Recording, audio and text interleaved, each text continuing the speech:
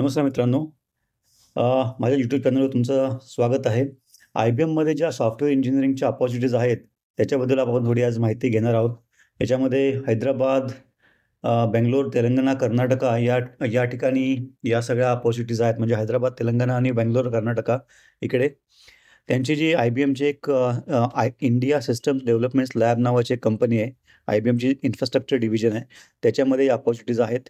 ह्याच्याबद्दलची जास्त माहिती बघत असताना बघायच्या आधी बेसिकली तुम्ही ज्या YouTube चॅनलवर तुम्ही हा व्हिडिओ पाहताय त्याला अवश्य लाईक करा, कमेंट करा, शेअर करा, सबस्क्राईब करा, जेणेकरून जास्तीत जास्त मराठी मुलांपर्यंत आपण लवकरात लवकर पोहोचू शकू. त्याचबरोबर या ज्या प्लेलिस्ट आहेत, त्याच्यामध्ये करिअरमध्ये घडणाऱ्या 30-40 वर्षाच्या करिअरमध्ये घडणाऱ्या घडामोडी आणि इतर स्थित्यंतरं याच्याबद्दलची चर्चा आपण करत असतो.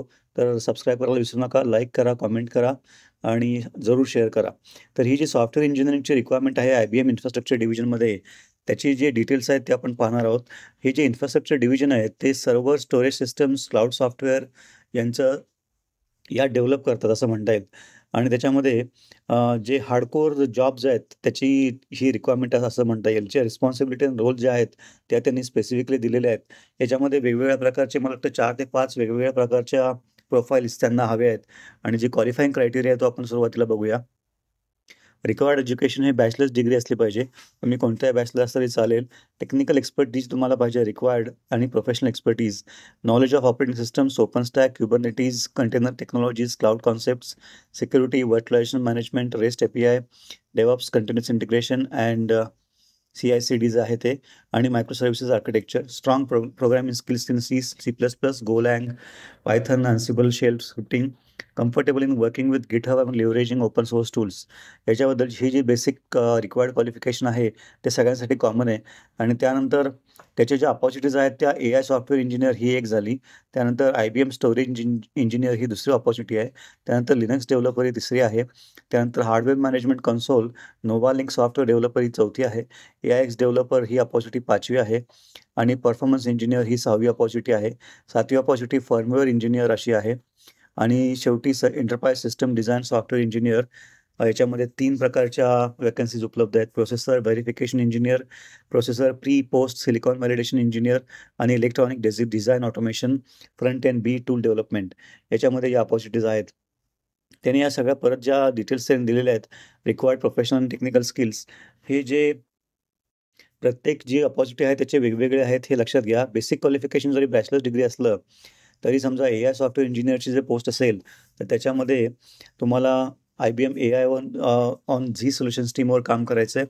आणि त्यानंतर एंटरप्राइज AI सोल्युशन्स या IBM झी प्लॅटफॉर्म आणि IBM झी प्लॅटफॉर्मवर काम करत असताना IBM कस्टमर्सना त्यांच्या ऑर्गनायझेशनमध्ये AI टेक्नॉलॉजीज आणि सोल्युशन्स अडॉप्ट करण्यासाठी जी मदत करायची आहे, त्याच्यामध्ये हा रोल उपलब्ध आहे. रिक्वायर्ड टेक्निकल एक्सपर्टीजमध्ये डिटेल्स त्यांनी दिलेले आहेत. याच्यामध्ये जे काही ॲडव्हान्स टेक्नॉलॉजी आहेत त्या जवळजवळ सगळ्या इकडे उपलब्ध आहेत. Knowledge of AI, ML, DL, Jupyter notebooks, Linux systems, Kubernetes, container technologies, rest API, UI skills, strong programming skills like C++, R, Python, Golang, and well-versed with Linux platform. Strong understanding of data science, modern tools and techniques to derive meaningful insights. Understanding of machine learning frameworks like scikit-learn, XGBoost, etc. Understanding of deep learning frameworks like TensorFlow, PyTorch. Understanding of deep learning compilers, DLC. Natural language processing, NLP skills. Understanding of different CPU architectures, Little Indian and Big Indian. Familiar with open source databases, PostgreSQL, MongoDB, CouchDB, CockroachDB, Redis, data sources, connectors, data preparations, data flows, integrate, cleanse and scrape data. तर ही प्रत्येक जी वेगवेगळ्या ज्या profiles आहेत त्याचे details मी वाचत बसत नाही. ही आहे IBM स्टोरेज इंजिनिअरची. याच्यामध्ये पण हे सगळं जे डिटेल्स त्यांनी दिलेले आहेत. त्यानंतर लिनक्स डेव्हलपरचे डिटेल्स त्यांनी दिलेले आहेत. Excellent knowledge of the C programming language. Hardware management console, HMC आणि नोवा लिंक सॉफ्टवेअर डेव्हलपर याची डिटेल्स आहेत. AIX डेव्हलपरचे डिटेल्स त्यांनी परत दिलेले आहेत.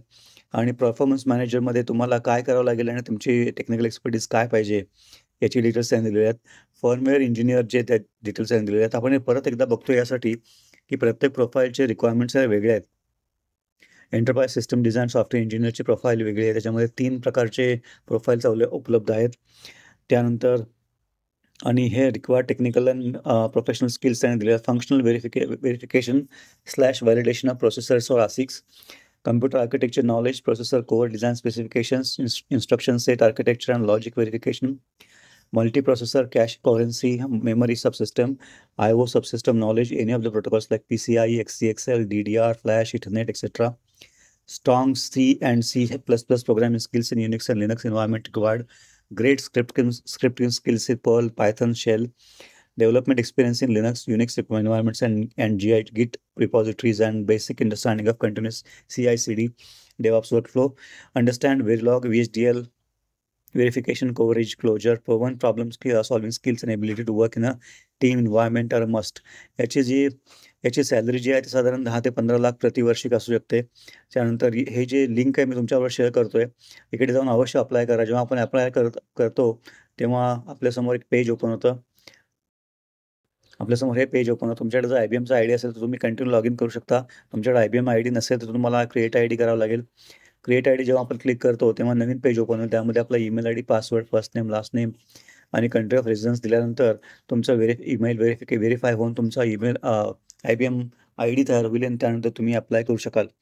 तर एवढी ही अपॉर्च्युनिटी जी आहे ती आपल्यासमोर उपलब्ध झालेली आहे आणि याच्यामध्ये वेगवेगळ्या अपॉर्च्युनिटीज या कोर क्षेत्रामध्ये जे इन्फ्रास्ट्रक्चर डिव्हिजन आहे IBMचं, त्याच्यामध्ये काम करण्याची संधी आपल्याला मिळू शकेल आणि पगार पण चांगला असेल ऑब्व्हियसली. तर या संधीचा फायदा आपण घेतला पाहिजे, कारण याचा जो अनुभव आपल्याला मिळेल इथे काम करण्याचा, त्याचा आपल्या करिअरमध्ये पुढे खूप मोठा परिणाम आणि वापर किंवा उपयोग आपल्याला झालेला नक्की दिसून येईल. तर अशा प्रकारे या संधीचा अवश्य लाभ घ्या आणि जाताना शेवटी ज्या YouTube चॅनलवर तुम्ही हा व्हिडिओ पाहता त्याला अवश्य लाईक करा, कमेंट करा, शेअर करा, सबस्क्राईब करा, जेणेकरून जास्तीत जास्त मराठी मुलांपर्यंत आपण लवकरात लवकर पोहोचू आणि ह्या ज्या रोजगाराच्या संधी आहेत त्याचा आपल्याला फायदा उचलता येईल. धन्यवाद.